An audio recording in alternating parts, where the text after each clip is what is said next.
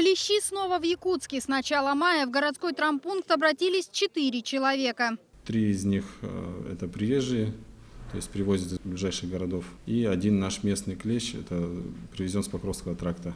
Всего с начала сезона в Якутии отмечено 8 нападений клещей. Насекомые могут переносить множество заболеваний, самым опасным из которых считается вирусный энцефалит.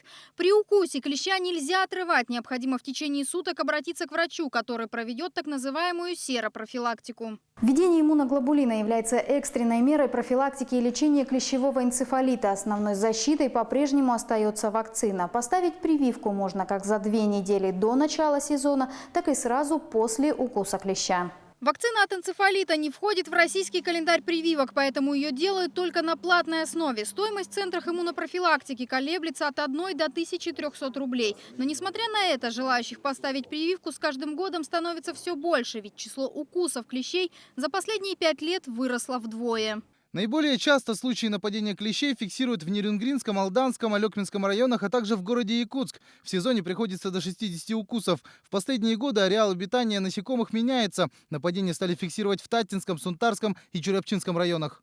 В Якутии обитают около 100 различных видов клещей, но переносят энцефалит именно иксодовые. Как правило, они обитают в траве и чаще всего наползают с растений по ногам. Защитить себя помогут самые простые меры предосторожности. Брюки должны быть заправлены в носки, в сапоги, рубашка в брюки. При этом рукава должны укрепляться резинкой, голову и шею должны закрыть косынкой. Клещи наиболее заметны на светлой одежде, осматривать которую необходимо хотя бы раз в 20 минут. По словам специалистов, в борьбе с клещами эффективность показали специальные репелленты, найти которые сегодня можно почти в каждом магазине.